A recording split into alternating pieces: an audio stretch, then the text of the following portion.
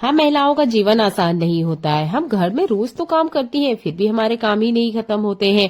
क्या कुछ ऐसे आइडिया है जिससे हमारे काम आसान हो और हम हमारे लिए टाइम निकाल पाए? हाँ बिल्कुल, यह बहुत काम की यूजफुल वीडियो है जो आपके बहुत सारे कामों को आसान करेगी और आप अपने लिए बहुत सारा टाइम भी निकाल पाएंगे। सबसे अच्छी बात यह है कि इसके लिए आपको 1 रुपया भी खर्च नहीं करना है। देखिए, हर घर में ना कॉफी जरूर होती है। अगर नहीं है तो आप 2 रुपए वाले जो पाउच होते हैं वो, या थोड़ा सा कॉफी जरूर घर में रखा करें। इसके ना बहुत सारे यूज है। ठंड में तो ये हमें गर्माहट देती है, इसके अलावा भी हम इसका बहुत सारा इस्तेमाल कर सकते हैं। तो यहाँ पर देखिए, मेरे पास एक स्पून है। आप कोई छोटा कंटेनर भी ले सकते हैं। मेरे पास एक छोटा एक डिब्बा भी है, आपको मैं दिखा देती हूँ। ये हमारी दादी नानी के टाइम से यूज होते हुए आए हैं। तो इस तरह का कोई सा भी कंटेनर चलेगा। इसमें ना थोड़ी सी कॉफी ले लीजिएगा। ये देखिए, लगभग आधा चम्मच इतना कॉफी लिया है। आप चाहे तो पूरा भी भर सकते हैं, डिपेंड करता है कि आपको कितनी जरूरत है। इसे लेके चलते हैं हम फ्रिज की तरफ। अब ये जो कॉफी होती है, इसकी स्मेल इतनी बढ़िया होती है, इतनी अच्छी होती है। अगर आप इसे गर्म तवे पे थोड़ा सा जला भी दोगे ना, तो आप देखोगे आपके किचन में जितनी भी बैड ऑर्डर है या मसालों की जो भी स्मेल है वो सारी हट जाती है। सेम यही काम ना आपने फ्रिज में करना है, पर हमें ये ऐसे गर्म कॉफी नहीं रखना है। ऐसे ही ठंडी एक कंटेनर में भर के आप रख दीजिएगा, जैसे मैं आपको दिखा रही हूँ। बस आप इस तरीके से रख दीजिएगा, फ्रिज को बंद कर दीजिएगा। अर्ली मॉर्निंग जब आप देखोगे, पूरी नाइट के लिए इसमें रहने दीजिएगा। चाहे तो इसमें थोड़ी सी कॉफी इस तरीके से आप रखा करें, जितनी भी बैड स्मेल है वो लॉक हो जाएगी या खत्म हो जाएगी। बहुत सिंपल सा टिप है, इसे जरूर यूज किया करें। ऐसा ही बहुत कमाल का यूजफुल, देखिए, बटर पेपर के लिए एक टिप है मेरा। मैं आपको यहाँ रख के दिखा रही हूँ। ये देखिए, जैसे ही मैंने रोल को रखा, आप देख सकते हैं बटर पेपर 2 बार वापस गोल घूमते हुए इकट्ठा हो गया है, ना कि इसके ऊपर फैला है। जब भी हम बटर पेपर को फैलाते हैं बेकिंग करने के लिए, तो आपने देखा होगा ये इकट्ठा हो जाता है, वापस रोल रोल हो जाता है। तो अब ऐसा क्या करें कि हम बटर पेपर का इस्तेमाल तो करें पर ये रोल ना हो। इसके लिए बहुत सिंपल सा टिप मैं बताऊंगी, आप मेरे हाथों को ध्यान से देखिएगा। पहले तो आप उतना बटर पेपर कट कर लीजिए जितना आपको डालना है, ये जितना यूज करना है। जैसे देखिए, मुझे इतना सारा यूज करना है।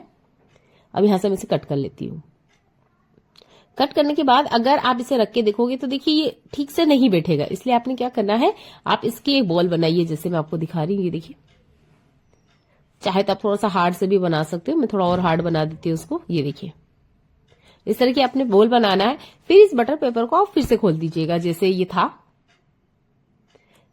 जब बटर पेपर को हम कुछ इस तरीके से इकट्ठा कर देते हैं बॉल जैसा, तो देखिए ये सिकुड़ जाता है। सिकुड़ने के बाद में आप इसे वापस फैलाओगे तो ये जो गोल गोल हो रहा था ना, ये नहीं होगा। तो आप बटर पेपर को यूज करना चाहते हो और बार बार अगर वो रोल हो रहा है, बेकिंग के लिए आप यूज कर रहे हो या किसी भी चीज के लिए आप इसका इस्तेमाल करना चाहते हो, तो बटर पेपर की यह ट्रिक आपको बहुत ज्यादा काम आएगी। ठंड का मौसम आते ही आप कितनी भी अच्छी लाइफस्टाइल क्यों ना जीते हो, देखिए हर किसी के हाथ पैरों में क्रैक्स आते हैं। बहुत ज्यादा ठंड होने की वजह से हाथ पैरों की हालत बहुत ज्यादा बुरी हो जाती है। हम कितना ही केयर क्यों ना करें। देखिए, आप मॉइस्चराइजर यूज करते हो, लोशन यूज करते हो या इस तरह की विंटर क्रीम यूज करते हो, यूज करने के 2-3 घंटे बाद ही आप देखोगे, देखिए इसका जो असर है वो कम हो जाता है, क्योंकि ठंड बहुत कड़क पड़ रही है। तो हम ऐसा क्या करें कि ये जो क्रीम है 100% वर्क करे और हमें बार बार लगाना ना पड़े, यानी 3-4 घंटे की गैप में हमें फिर से बार बार ना लगाना पड़े। तो देखिए, इसको लॉक करना जरूरी है। अगर ये लॉक नहीं हुई तो देखिए मॉइस्चर वापस उड़ जाएगा। तो आप ले लीजिए थोड़ा सा वैसलीन, और इसमें आपका जो भी कोल्ड क्रीम आप यूज कर रहे हो वो ऐड कर लीजिए। चाहे तो आप बॉडी लोशन यूज करते हैं तो वो ऐड कीजिए। दोनों को अच्छे से मिक्स करना है। यहाँ वैसलीन ना इस मॉइस्चराइजर को लॉक करने का काम करेगी, आपकी जो भी विंटर क्रीम है उसको लॉक करने का काम करेगी। अदरवाइज आप खुद अप्लाई करके देखते होंगे, 3-4 घंटे बाद आपको खुद महसूस होता होगा कि यार हमारे हाथ में फिर से ड्राई हो रहे हैं, हम फिर से क्रीम अप्लाई करते हैं। देखिए, यही चीज अगर आप बार बार कर रहे हो और उसके बाद भी हाथ पैरों की जो रंगत है वो डार्क हो रही है या स्किन बहुत ज्यादा फट रही है, तो आप एक बार ये वैसलीन वाली टिप यूज करके देखिएगा। क्योंकि मेरी स्किन जितनी ड्राई है, मुझे लगता है शायद ही किसी की होगी, बहुत ज्यादा ड्राई स्किन है। अगर मैं एक दिन मॉइस्चराइजर यूज ना करूं तो शायद सेकंड डे मेरे हाथों में काफी ज्यादा दरारें आ जाएगी। तो मुझे कुछ ऐसे जुगाड़ू टिप अपनाने पड़ते हैं। तो कोशिश कीजिएगा कि आप भी इसे अपनाएं। अगर आपके हाथ में बहुत ज्यादा क्रैकर्स आते हैं या बहुत ज्यादा हमारे हाथ पैरों की हालत ठंड में खराब होती है, तो इसको लॉक करना जरूरी है। और लॉक करने के लिए ये वैसलीन बहुत अच्छे से काम करता है। कोशिश कीजिएगा आप इसे चेहरे पे अप्लाई ना करें। ऐसा ही कमाल का यूजफुल टिप मेरा मेकअप प्रोडक्ट या हमारे छोटे मोटे जो भी हम हमारे चेहरे पे अप्लाई करते हैं उन प्रोडक्ट से जुड़ा हुआ है। देखिए, हम कहीं बाहर जाते हैं तो ये चीजें अक्सर हमारे पर्स में हम रख के ले जाते हैं। बेसिक चीजें, ये चीजें हमारे पास होती है। अब दिक्कत ये होती है हम महिलाओं के साथ कि हम इसे पर्स में रखें तो पूरा पर्स फैल जाता है, ये पूरे पर्स में ये घूमता रहता है।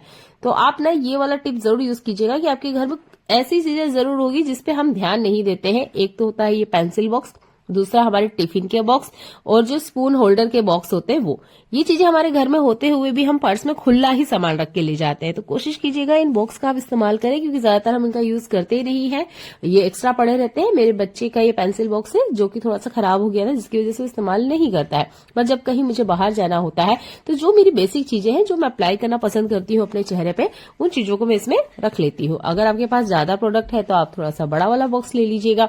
ये बॉक्स जरूर आपके घर में रखे होंगे, इनका आप इस तरीके से भी इस्तेमाल कर सकते हैं। ट्रेवलिंग में अगर जा रहे हो तब तो ये सबसे बेस्ट है, इन्हें जरूर यूज किया करो अपने पर्स में। पहले आप इन छोटे बॉक्स के अंदर ऐसे रख लीजिए, उसके बाद में आप पर्स में रखिएगा। कितना भी आपका पर्स हिले ढूले कुछ भी हो, कुछ भी प्रोडक्ट बाहर नहीं निकल के आने वाला है। ये बहुत काम का टिप है, क्योंकि अक्सर हम महिलाओं के पर्स में सामान ना बिखरा हुआ ही रहता है, पर कुछ चीजें हमारे घर में होती है, हम उनका यूज करते नहीं है। तो अगली बार आप कहीं बाहर जा रहे हो अपने सामान को इस तरीके से ऑर्गेनाइज करें। सिंपल सा टिप है, उम्मीद करती हूँ आपको पसंद आया होगा। ऐसी यूजफुल वीडियो देखने के लिए प्लीज चैनल पे आ ही गए हैं तो चैनल को सब्सक्राइब कर लीजिएगा। बहुत कमाल के टिप्स मैं आपके साथ शेयर करती हूँ।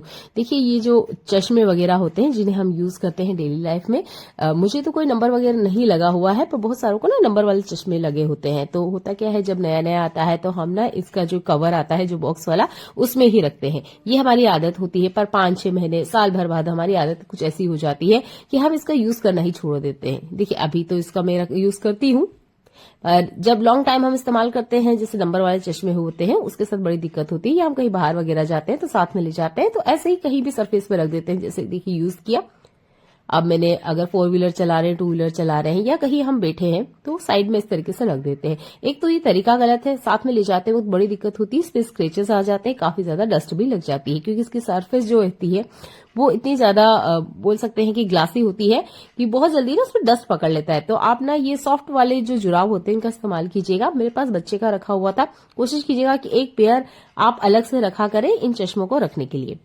अगला कमाल का यूजफुल टिप मूंगफली के दाने से जुड़ा हुआ है। तो मेरे बच्चे ना बहुत ज्यादा शौकीन है भुनी हुई मूंगफली खाने के, पर मुझे लगता है कि जो मार्केट वाली भुनी हुई मूंगफली होती है उसमें ऑयल नहीं होता है। मैंने काफी बार खरीद के देखा है, मैंने उन्हें अच्छे से तोड़ के देखा, मुझे लगता है उसमें ऑयल होता नहीं है। बस बच्चे को हम ना एक स्वाद के लिए उसे खिला रहे हैं, पर उससे कुछ एनर्जी आती नहीं है। तो मैंने सोचा चलिए इसे घर पे ही बनाते हैं। तो मैंने क्या किया, पहले तो 2 घंटे इसे भिगोया, उसके बाद में लगभग 10 मिनट के लिए मीडियम फ्लेम पे अच्छे से इसे पकाया है, ताकि अंदर से ये अच्छे से पक जाए। पहले आपने ये प्रोसेस करना है, इसको कपड़े वगैरह पे डाल लीजिएगा, इसका जो एक्स्ट्रा पानी है वो हमने हटाना है। नॉर्मल जो हमारा व्हाइट वाला नमक है ये आप कढ़ाई पे इस तरीके से डाल दीजिएगा। चाहे तो नमक में हमेशा 2 सोया बड़ी रखें, इससे जो आपका नमक होता है उसमें मॉइस्चर नहीं आता है। आपने यहाँ नमक को हल्का सा पकाना है। जब हल्का सा ये गर्म हो जाए उसके बाद में ये जो मूंगफली हमने उबाल के रखी थी ये इसके अंदर डालना है। कोशिश कीजिएगा इसका जितना पानी है वो सूख जाए। इसे मैंने पकड़ के देखा, ये अंदर तक अच्छे से दब रही थी। हमें इस तरह की मूंगफली चाहिए। कच्ची मूंगफली के लिए भी आप इसे ट्राई आउट कर सकते हैं, पर मुझे लगता है कि ये जो हम उबाल के यूज करते हैं वो ज्यादा फायदेमंद होती है। तो आप थोड़ा सा उबाल लीजिएगा और जितना पानी है वो सुखा लीजिए। इसके बाद नमक में आपने मीडियम फ्लेम पे इसे पकाना है, हाई फ्लेम पे मत पकाइएगा। बहुत सारे लोग इसे रेत में भी पकाते हैं, बहुत सारे लोग नमक में भी पकाते हैं। मुझे इसे बच्चों को देना है इसलिए मैंने नमक में इसे पकाया है। बारीक जो बालू रेत होती है उसका भी यूज करते हैं। हल्के हल्के हाथों जब इसे आप पकाते जाओगे आपको 8 से 10 मिनट के अंदर खुद ही महसूस हो जाएगा कि बहुत अच्छे से रोस्ट हो चुकी है। बहुत अच्छी सी एक सौंधी सी जो स्मेल है वो आने लग जाएगी। इसके बाद में आप गैस को बंद कर दीजिएगा। कोई चलना वगैरह इस्तेमाल करे या इस तरीके का जो मेरे पास जहारा है मैं इसका यूज करके आपको दिखा रही हूँ। इस तरीके से हल्के हल्के चलाना है, जितना एक्स्ट्रा नमक है वो निकल जाता है। ये देखिए, अब जब ये रूम टेम्परेचर पे आ जाए उसके बाद में आप इसे बच्चों को खाने के लिए दीजिए। अगर आपको पसंद है तो आप भी खा के देखिएगा। ये नमक आपने फेंकना नहीं है। नेक्स्ट टाइम आप मूंगफली भूनने के लिए या कुछ बेक करते हो तो उसके लिए इस्तेमाल कर सकते हो। किसी एयरटाइट कंटेनर में भर के रख लीजिएगा। यहाँ पर ये जो मूंगफली के दाने हैं अच्छे से बढ़िया से भून गए हैं। नमक का फ्लेवर भरपूर इसके अंदर है। अब मैं इसे खोल के आपको दिखाती हूँ। इसका जो ये लेयर है ऊपर वाला, पपड़ी बोलते हैं जिसे, देखिए ये अच्छे से भून गई है।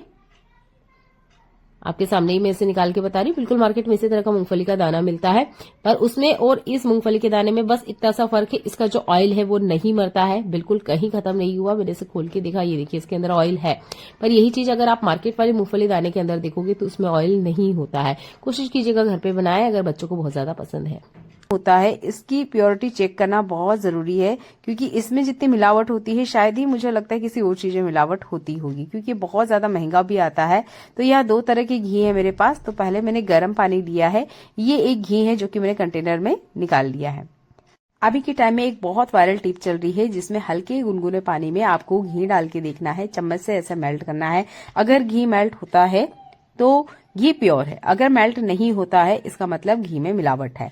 तो देखिए एक सिंपल सी बात है कि जो घी है वो पानी में डालते ही, हल्के गुनगुने पानी में डालते ही वो मेल्ट होगा। हाँ, नॉर्मल टैप वाटर में अगर आप डालते हो तो हो सकता है उसमें जो दाने हैं वो आपको पानी के ऊपर तैरते हुए दिखाई दे। तो ये जो एक वायरल टिप अभी वायरल हो रही है इसमें थोड़ा सा गड़बड़ है कि देखिए आप गर्म गुनगुने पानी में मत डाल के देखिएगा, आप ठंडे पानी में डाल के देखिएगा। मैंने अभी आपको गर्म पानी में डाल के दिखाया है और ये देखिए दोनों ही घी जो है वो पिघल चुके हैं। तो ऐसे पता करना बहुत मुश्किल है, आप नॉर्मल टैप वाटर में चेक करके देखिएगा। अगर आपका घी मेल्ट हो जाता है तो प्योर है, नहीं मेल्ट होता है, दाने हैं या लम्स पड़ रहे हैं तो वो प्योर नहीं है। ये एक तरीका हुआ है। एक और तरीका मैं आपको बताती हूँ, ये उससे भी ज्यादा आसान है। आपके पास जो भी घी है वो ले लीजिएगा। तो ये जो जार में घी है इसे मैं थोड़ा सा हाथ पे आपको लगा के दिखा रही हूँ। ये देखिए थोड़ा सा आपने इस तरीके से लेना है। बिल्कुल मैं वीडियो कट नहीं कर रही हूं, आप ध्यान से देखिएगा कि जैसे ही मैंने इसे हाथ पे रखा ये घी मेल्ट नहीं हो रहा है। घी बिल्कुल भी मेल्ट नहीं हो रहा है, हो भी रहा है तो बहुत धीरे धीरे हो रहा है। हमारे हाथों में से जो हमारे बॉडी का टेम्परेचर जैसे कि मैंने बताया आपको 36 डिग्री होता है, तो इतनी गर्मी काफी होती है घी को गर्म होने के लिए। पर अभी आप देख सकते हो ये घी गर्म नहीं हो रहा है या जो घी है वो मेल्ट होना स्टार्ट नहीं हुआ है, यानी कि इस घी में मिलावट है। ये एक बहुत ही आसान तरीका है आपको घी को पहचानने का। अगर आप घी खरीद भी रहे हो तो आप हाथों हाथ ये चीज वहां करके भी देख सकते हो कि आप थोड़ा सा घी इस तरीके से हाथ में ले लीजिएगा, एक ड्रॉप इतना भी ले सकते हो और इस तरीके से चेक कीजिएगा कि अगर आपका घी मेल्ट नहीं हो रहा है तो इस घी को प्लीज ना खरीदें, क्योंकि घी भी बहुत ज्यादा महंगा आता है। ये देखिए मैं हाथों से इसे चला के बता रही हूँ आपको। इसके बाद भी आप देखिए ये दाने दाने जैसा हो रहा है पर ये पिघल नहीं रहा है, ये घी पिघल नहीं रहा है, इसका मतलब ये घी में मिलावट है। अब मैं आपको साइड में एक और घी बताती हूँ, ये अमूल का घी है। थोड़ा सा घी हम इसे लेते हैं और इसे हाथ पे रखते हैं। यहाँ पे भी मैं वीडियो को कहीं कट नहीं करूंगी और आप देखिएगा जैसे ही मैंने घी को हाथ में लिया ये घी मेल्ट होना स्टार्ट हो गया है। ये खुद से फिसल के नीचे की तरफ आ रहा है। कुछ ही सेकंड्स का यहाँ टाइम लगा, मुझे बहुत ज्यादा टाइम भी नहीं लगा। और जब भी हम घी वगैरह खरीदते हैं तो इतना टाइम तो हम दे ही सकते हैं। ये देखिए घी मेल्ट होना स्टार्ट हो गया है। तो घी खरीदने से पहले प्लीज ये सावधानी जरूर रखें। और देखिए जैसे ही आप हल्के से हाथों पे चलाओगे ये देखिए घी पूरी तरीके से लिक्विड में बदल चुका है। कोई लम्स कोई दाना इसके अंदर आपको देखने को नहीं मिल रहा है। उम्मीद करती हूँ यह टिप आपको सबसे ज्यादा पसंद आए होगा, तो प्लीज वीडियो को लाइक और शेयर जरूर करें। देख लेते हैं अगला यूजफुल हैक। आज ना गलती से ही सही पर हमारे साथ ऐसा हो जाता है। तो देखिए चाकू का थोड़ा सा कट मेरे फिंगर पे लग गया है, अभी आपको देखने को नहीं मिल रहा होगा, आप कंटिन्यू देखिए आपको मिलेगा। तो मैंने ऐसे ही फिंगर को पकड़ लिया। आप इस तरह के देखिए ये जो प्लास्टर है इसका यूज करते होंगे। अब इसे लगाना कैसे है, ये एक बहुत ही काम की टिप है, आप इसे ध्यान से देखिएगा। देखिए बहुत बार जरूरी नहीं फिंगर वगैरह में लगे, हमारे हाथों में या बॉडी के कुछ ऐसे हिस्सों में लग जाता है जहां ये जो टेप है अच्छे से काम नहीं करती है। इसे लगाने का मैं एक सही तरीका आपको बता रही हूँ। पहले तो आप इसे खोल लीजिएगा, पेपर में से निकाल लीजिएगा। इसके बाद में ये देखिए जहां पर मैं इसे कट लगा रही हूँ ना, ऐसे आपने भी कट लगाना है। 2 कट लगाए हैं मैंने। अब इसके बाद में आपने इसे फिंगर पे लगाना है। फायदा यह होगा कि देखिए बहुत बार क्या होता है ये जो टेप होती है कहीं साइड में से खुलने लग जाती है, उसके बाद धीरे धीरे करके पूरी की पूरी ही निकल जाती है, ठीक से वर्क करती नहीं है। तो अगर आप इसे 2 जगह से कट करोगे तो देखिए ये बहुत अच्छे से आपकी फिंगर पे लग जाएगी। जैसे कि मैंने कहा था देखिए यहाँ पे कट लगा हुआ था, धीरे धीरे ब्लड आना भी स्टार्ट हो गया था। इस तरह की छोटी चोट पे अगर हम ध्यान नहीं देंगे तो ये बहुत जल्दी बहुत बड़ी बन जाती है। हम महिलाओं के काम ही पानी के होते हैं, बार बार टच होगा तो देखिए ये खराब होगी ही। तो कोशिश कीजिएगा कि आप इस तरह की टैप को घर पे रखें। और ये देखिए इसके ऊपर मैंने लगा के आपको दिखा देती हूँ। इसका पेपर निकालते हैं और ये देखिए वी साइज होता है ना, वैसे हल्का सा आप इसे खोलिएगा, ये देखिए, और अच्छे से अपने फिंगर पे कवर कर दीजिएगा। हाथ से फिर से हम इसे खोल लेते हैं। ये जो वी साइज हमने इसीलिए बनाया था ताकि अच्छे से ये कवर हो जाए, अच्छे से ये लग जाए। यहाँ पे तो मैं इसे फिंगर पे लगा रही हूँ तो देखिए आराम से लग गया है। पर बहुत बार ना जरूरी नहीं है हमारे फिंगर वगैरह पे ही कट लगे। मैं और आपको हिस्सा दिखा देती हूँ हाथ वगैरह का जहां पे कट लग जाता है गलती से, तो वहां पे ना ये टेप लगाने में बड़ी दिक्कत होती है। जैसे हमारे फिंगर की बीच वाली जगह होती है, ये साइड वाली जगह होती है, तब ये जो वी कट मैंने आपको लगाया है ना बहुत बेहतर तरीके से काम करता है। दवाई के ये खाली पैकेट से जुड़ा हुआ है। देखिए इस तरह की दवाइयां आपके घर भी आती होगी। जब पैकेट खाली हो जाता है तो अक्सर हम इसे डस्टबिन में फेंक देते हैं। इसका मैं एक बहुत अच्छा यूज करती हूँ, सोचा आपके साथ भी शेयर करें, आप भी इसका यूज कर सकते हैं। ये जो हमारा तवा होता है, आपने देखा होगा ये बहुत ज्यादा चिकना होता है। हम इस पे तेल के पराठे वगैरह बनाते रहते हैं। स्पेशल ये जो आयरन का तवा होता है, इसे साफ करने के लिए आप ये दवाई के खाली पैकेट का यूज कर सकते हैं। आपने ये पेपर लेना है जो हमारे दवाई का खाली पैकेट होता है, और थोड़ा सा बर्तन लिक्विड या बर्तन धोने का साबुन, जो भी आप यूज करते हो। मेरा जो तवा है वो बहुत ज्यादा चिकना है, इसलिए मैंने इसको हल्का गर्म किया है। अगर आपका तवा नॉर्मल है, ज्यादा गंदा नहीं हो रहा है, तो आप ठंडे तवे के ऊपर भी हर टिप को अप्लाई कर सकते हैं। कोशिश कीजिएगा गर्म तवे पे आप यूज करोगे तो बहुत अच्छे से आसपास की जितनी चिकनाहट है वो निकल जाती है। स्टील स्क्रब या जूना का यूज ना करें, उससे जो लोहा है वो घिसता है। धीरे धीरे आपका ये जो तवा है ना पतला होते जाएगा, और बहुत ज्यादा यहाँ ताकत लगाने की जरूरत नहीं है। ये दवाई का खाली का पैकेट बहुत अच्छे से काम करता है, बहुत बढ़िया से जितनी चिकनाहट है वो निकाल देता है। तो अगली बार आप यहाँ पर दिया वगैरह और जो जूना वगैरह है, कोशिश कीजिए कम से कम यूज करें। अगर कम चिकनाहट है, हाँ बहुत ज्यादा चिकनाहट है, तब आप यूज कर सकते हो। पर अगर आप डेली यूज कर रहे हो तो कोशिश करें ज्यादा इसको स्क्रब ना करें, नहीं तो इसका जितना लोहा है वो धीरे धीरे करके घिसता जाएगा और ये बहुत ज्यादा पतला हो जाएगा। उम्मीद करती हूँ ये सिंपल सा हैक आपको जरूर पसंद आया होगा। लोहे के तवे के ऊपर अगली बार आप इस टिप का यूज करें। आप लोहे की कढ़ाई के लिए भी यूज कर सकते हैं। ऐसा ही एक बहुत कमाल का यूजफुल टिप, देखिए हमारे घर के जो स्टेनर होते हैं, प्लास्टिक का ले लीजिए या इस तरह का चलनी का ले लीजिए, जब हम लॉन्ग टाइम यूज करते हैं तो इनकी हालत कुछ इतनी ज्यादा बुरी हो जाती है कि हमारा मन ना इन्हें फेंकने का करता है। तो कोशिश कीजिएगा, जो टिप मैं आपको बता रही हूँ एक बार ट्राई आउट कीजिएगा। आपकी जो चलनी वगैरह है ऐसी क्लीन हो जाएगी जैसे नई जैसी हो। तो बहुत ज्यादा गंदी चलनी है तो आप बर्नर के ऊपर इसे थोड़ा जला सकते हो, अगर नहीं है कोई बात नहीं, जो सॉल्यूशन मैं आपको बता रही हूँ इसका भी आप यूज कर सकते हो। यहाँ लिया है मैंने मीठा सोडा, लगभग 2 चिमटी इतना ही लिया है, क्योंकि मेरे पास थोड़ी कम क्वांटिटी में चलनी है। अगर आपके पास ज्यादा स्टेनर है तो थोड़ा सा आप ज्यादा ले लीजिएगा। इसके बाद में आप चाहें तो हैंड वॉश शैम्पू का यूज कर सकते हैं। अगर आप नहीं करना चाहते तो यहाँ पर जो नॉर्मल हमारा बर्तन लिक्विड है, सर्फ है, वो चीजें जिससे हम क्लीनिंग करते हैं उसका यूज करना है।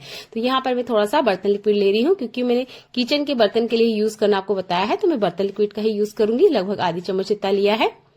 अच्छे से इसको गर्म होने दीजिएगा। इसके बाद में जितने भी आपके पास स्टेनर है, मेरे पास एक चाय की छलनी है, एक ये जूस वाली प्लास्टिक की छलनी भी है, इसको हम बाद में रखेंगे क्योंकि अभी जो पानी है वो गर्म हो रहा है। प्लास्टिक की चीजें ना डालें। इस तरह की छलनी होती है, ये जो बोतल की है, और जो हमारे कुकर की सीटी वगैरह होती है इसको भी आप डाल सकते हैं। देखिए इसमें भी काफी सारे फूड पार्टिकल होते हैं, तो आप इसके अंदर डाल दीजिएगा। अच्छे से इसे बॉईल कीजिएगा। जब अच्छे से बॉईल आ जाए तब मीडियम फ्लेम पर 3 से 4 मिनट आप इन्हें पकने दीजिएगा। इससे क्या होगा, इसकी सरफेस के आसपास जितनी भी गंदगी जमा है वो ढीली हो जाएगी। बहुत बार तो निकल भी जाती है, और अगर नहीं निकल पाती है तो इसमें थोड़ी देर रहने दीजिएगा, और तब तक इसे ठंडा होने दीजिएगा जब तक कि ये खुद से ठंडा ना हो। गर्मा गर्म में हाथ ना डालें, पहले अच्छे से पका लीजिएगा। मैं चलनी से ही इसे चला के आपको दिखा रही हूँ। ये देखिए अच्छे से जब बढ़िया से ये पक जाए, इसके बाद में आप अपना ये जो प्लास्टिक की चलनी वगैरह है, थोड़ा सा आपको लगे कि प्लास्टिक की जो चलनी वगैरह है वो मेल्ट नहीं होगी, टच करके देख लीजिएगा। जैसे ये नहीं हो रही थी तो मैंने इसके अंदर डाल दिया। अब रूम टेम्परेचर पे जब तक पानी ना आ जाए इसी के अंदर आप रहने दीजिएगा। ये ठंडी हो चुकी है, मुझे अभी आपको दिखाना है। हल्का सा गर्म है पर मुझे अभी आपको क्लीन करने के लिए दिखाना है, तो मैं इसे क्लीन करके आपको बता रही हूँ। नॉर्मल सा जो टूथब्रश है ये ले लीजिएगा, ये बर्तन क्लीन करने वाला ही ब्रश है, नहीं तो नॉर्मल जो हमारा टूथब्रश होता है उसका भी आप यूज कर सकते हैं। हल्के हाथों से बस आपने चलाना है। यहाँ हल्की से स्क्रबिंग करनी होगी, क्योंकि देखिए खुद से ये जो गंदगी है वो सरफेस ढीली कर देगी पर बाहर नहीं आएगी। तो आप क्लीन करने के लिए इस तरह के ब्रश का यूज करें। जैसे ही आप घुमाओगे आप देखोगे जितनी भी गंदगी है इसके आसपास वो बहुत आसानी से निकल जाएगी। ये पीले कलर का चलना है तो बहुत जल्दी से ये गंदा हो जाता है। इसके आसपास काफी सारी डस्ट गंदगी थी जो कि बिल्कुल निकलने का नाम नहीं ले रही थी। तो हल्का कुनकुना पानी में आप प्लास्टिक के स्ट्रेनर डाल सकते हो, और ये देखिए क्लीन हो चुका है। इसी तरीके से जो स्टील वाला चलना है इसको भी आपने क्लीन करना है। यहाँ तार वाले ब्रश का आप यूज करोगे तो देखिए आपको कुछ ही सेकंड्स लगेंगे। मेरे पास ये नॉर्मल वाला ब्रश है, तो इसे बस हल्के हाथों से आप घुमाना है। आप देखोगे जितनी भी गंदगी है वो बहुत बढ़िया से क्लीन हो जाती है। उम्मीद करती हूँ यह वाला टिप भी आपको बहुत ज्यादा पसंद आया होगा, क्योंकि हमारे घर में ये छोटी छोटी चीजें होती हैं जिन पे हम ध्यान नहीं देते हैं, और एक टाइम ये इतनी ज्यादा गंदी हो जाती है कि हमारा यूज करने को मन नहीं करता है। तो कोशिश कीजिएगा महीने के 1 दिन या 15 दिन की गैप में आप इन बर्तनों को भी इस तरीके से क्लीन करें। गर्म पानी से बहुत बढ़िया से ये क्लीन हो जाते हैं। देखिए काफी सारी जो गंदगी है वो सीटी के अंदर से बाहर निकल रही है। अभी भी मुझे लग रहा है कि ये ठीक से क्लीन नहीं हुई है, तो जब तक ये पानी अच्छे से ठंडा नहीं हो जाएगा 1-2 घंटे में इसी के अंदर रहने दूंगी ताकि बढ़िया से ये अच्छे से क्लीन हो। अब मैं स्ट्रेनर आपको दिखा देती हूँ। ये देखिए बहुत अच्छे से बढ़िया से क्लीन हो गए हैं ना। तो अगली बार आप स्ट्रेनर फेंकने का सोच ही रहे हो कि ये तो बहुत ज्यादा गंदे हो गए, क्लीन होंगे ही नहीं, तो आप इस टिप का यूज कर सकते हैं। मीठा सोडा जो होता है वो सरफेस से गंदगी को बहुत अच्छे से फुला देता है और उसके बाद में हल्के से बस ब्रश से स्क्रबिंग कीजिएगा, बहुत बढ़िया से ही क्लीन हो जाएंगे। ये सूखा गोला है, इसे तोड़ने में कितनी ज्यादा दिक्कत हो रही है, काफी ज्यादा ताकत लगानी पड़ती है, उसके बाद में ये कुछ इस तरीके से टूटता है। बहुत बार हमारे पास पानी वाला नारियल नहीं होता है और हमें नारियल की चटनी बनानी होती है। अभी आप देख सकते हो मुझे काफी सारी ताकत लगानी पड़ी इस नारियल के टुकड़े को तोड़ने के लिए। तो इतनी मेहनत नहीं करनी है, आपने एक प्रोसेस है उसे फॉलो कीजिएगा तो आपका ये जो नारियल है बहुत आसानी से नरम हो जाएगा। आप एक ग्लास में थोड़ा सा रूम टेम्परेचर वाला पानी या गर्म पानी है वो भी ले सकते हो। अगर आपको जल्दी है तो गर्म पानी लीजिएगा, नहीं तो जो रूम टेम्परेचर वाला पानी होता है वही ले लीजिएगा। तो ग्लास में मैंने पानी लिया है और नारियल इतना ज्यादा कड़क था कि मुझे ना चाकू का हेल्प लेना पड़ा, इससे मैंने इसको कट करके इसके अंदर डाल दिया है। आपके पास टाइम है तो ओवरनाइट के लिए छोड़ दीजिएगा। अगर आपको बहुत जल्दी ही पानी वाला नारियल चाहिए तो गर्म पानी में कम से कम 2 घंटे के लिए छोड़ दीजिएगा। ये इतना ज्यादा सॉफ्ट हो जाता है ना जैसे कि हमारा पानी वाला कच्चा नारियल होता है वैसे। तो सूखे वाले नारियल को भी आप इस तरीके से बना के रेडी कर सकते हो। इसके बाद में आप नारियल की चटनी बनाइए, बहुत आसानी से मिक्सर में पीस जाएगी। सूखा नारियल मत पीसने की कोशिश कीजिएगा, स्वाद भी अलग होता है। और अगर आपको मसाले वगैरह में डालना है तब भी आप इसका इस्तेमाल कर सकते हो। ऐसा ही बहुत काम का यूजफुल टिप। देखिए हमारे जो किचन काउंटर होता है, आपने देखा होगा जब हम नया वगैरह टाइल्स लगाते हैं तभी अच्छे से बढ़िया शाइन होती है, चमक होती है, पर जैसे जैसे हम यूज करते हैं इसका शाइन खत्म होते जाता है। हमारी गलती होती है जो कि अक्सर हम डेली ही करते हैं। जब भी आप कोई गर्म चीज किचन काउंटर पे रखते हैं कोशिश कीजिएगा एक मैट आप रखें, उसके बाद में आप इस गरम खाने को या जो भी गरम बर्तन आप रख रहे हो वो रखना है। इस तरह की मैट भी आपको मार्केट में मिल जाएगी। मैं तो आपको किचन टॉवेल का ही यूज करके बता रही हूँ। कोशिश कीजिएगा कि गरम गरम खाना जब भी आप काउंटर पर रखते हैं बेस में एक कपड़ा जरूर लगाएं। शुरू में हमें नहीं पता चलेगा कि हमारे किचन काउंटर की जो शाइन है वो चली गई है, पर जब कंटिन्यू आप 3-4 साल यूज करोगे तो आप खुद देखोगे कि किचन काउंटर पे जो चमक होती है नई टाइल्स की वो खत्म हो जाती है, क्योंकि गलतियां हमसे ही होती है, हम गर्म खाना इसके ऊपर रख देते हैं। जब भी आप कुछ स्टैंड करें तब भी बेस में कपड़ा जरूर लगाए, इससे आपको जो क्लीनिंग का टाइम है वो बचेगा। ये बहुत ही काम की यूजफुल टिप है, इन्हें जरूर फॉलो कीजिए। जैसे देखिए थोड़ा सा ज्यादा हो गया था तो जैसे ही मैंने निकाला 1-2 ड्रॉप नीचे गिरे हैं ना, यह क्लीनिंग का काम बढ़ता है। तो किचन काउंटर पे कपड़े का ऐसे यूज करें। यहाँ पर आप मेरे हाथों को ध्यान से देखिएगा, यहाँ पर आपको कुछ छाले जैसे दिख रहे होंगे। ये देखिए मैं ना तेल का काम कर रही थी और एकदम से तेल के अंदर पानी की 2-4 बूंदें आ गई थी, जिसकी वजह से देखिए तेल एकदम उछल के मेरे हाथों पे लगा। अभी आप देख सकते हो यहाँ पर जो निशान है वो लगभग खत्म हो चुके हैं। मैंने क्या किया था, जैसे ही तेल गरम मुझे हाथों में लगा मैंने यहाँ पे टूथपेस्ट यूज किया था। बहुत सिंपल सा ये टिप है। देखिए हाथों की जो हथेली है वहां पर छाले हैं, पर हाथों के ऊपर जो स्किन होती है वहां पर आपको कोई छाला देखने को नहीं मिल रहा होगा। अगर है भी तो देखिए वो पानी नहीं भरा है उसमें, वो बैठ गया है। तो अगर छाला वगैरह उठ जाता है गरम गरम तेल गिरने की वजह से या गर्म पानी गिरने की वजह से हाथ वगैरह पे, तो आप बिना सोचे टूथपेस्ट लगा सकते हो। कोशिश कीजिएगा व्हाइट वाला कोलगेट टूथपेस्ट यूज करें, इससे बिल्कुल भी दाग नहीं आते हैं। ये 2 दिन के अंदर ही देखिए मेरा हाथ में से जितने दाग हैं वो क्लीन हो गए थे। एक कमाल का और यूजफुल टिप, देखिए जब भी हम बाहर वगैरह जाते हैं रेस्टोरेंट वगैरह में तो हमें ना टमाटो सूप अभी ठंड के सीजन में पीना बहुत ज्यादा पसंद होता है। तो देखिए वही टेस्ट अगर घर में चाहते हो तो मैं बहुत सिंपल सा टिप बता रही हूँ, आप इसे यूज कर सकते हैं। जितना आपने सूप बनाना है उसके अकॉर्डिंग आप यहाँ पे टमाटो सॉस लीजिएगा। जैसे मुझे 2 कप बनाने हैं तो मैंने 2 चम्मच भर के यहाँ टमाटो सॉस लिया है। यहाँ पर बिना टमाटर के हम टमाटो सॉस बनाएंगे, हम टमाटो सॉस से ही बनाएंगे जो कि नॉर्मल हमारे घर में होता है। अब इसमें हम कुछ चीजें ऐड करेंगे, ये है काला नमक।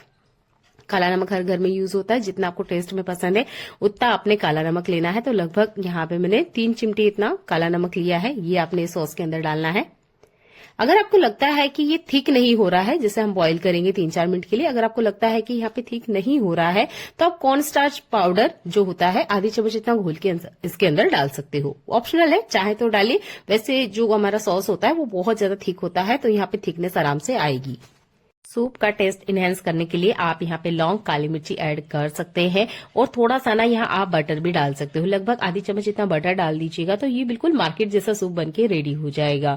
आप चाहे तो ऊपर से धनिया डालिए या इस तरीके से जैसे मैं आपको दिखा रही हूँ इस सूप के अंदर ही धनिया डाल दीजिएगा। ये बिल्कुल ऑप्शनल है, आप अगर ऊपर से डालना पसंद करते हो तो वैसे डाल लीजिएगा या फिर इस तरीके से जब जूस पक रहा है तभी आप डाल दीजिएगा। कम से कम 5 मिनट तक मीडियम फ्लेम पर आपने इसे पकाना है। थोड़ा सा जो हमारा ये सादा नमक होता है ये भी आपने ऐड करना है और अच्छे से बढ़िया से इसे पकने दीजिएगा। आप यहाँ चाहे तो ब्रेड क्रम्स भी डाल सकते हो, बिल्कुल ऑप्शनल है, जैसे आपको पसंद है वैसा आप इसमें ऐड कर सकते हो। गर्मा गर्म सूप को आप स्टैंड कीजिएगा और इन सर्दियों इसको एंजॉय कीजिएगा। उम्मीद करती हूँ ये सिंपल सा टिप आपको आज सबसे ज्यादा पसंद आया होगा। प्लीज वीडियो को लाइक और शेयर कर दीजिएगा। चैनल पे पहली बार आया है तो चैनल को सब्सक्राइब कर लीजिएगा। ऐसी यूजफुल वीडियो मैं आपके लिए लेकर आती रहती हूँ जो आपके घर और किचन के काम को आसान करती है। मिलते हैं अगली यूजफुल वीडियो में, देखने के लिए आपका बहुत सारा धन्यवाद।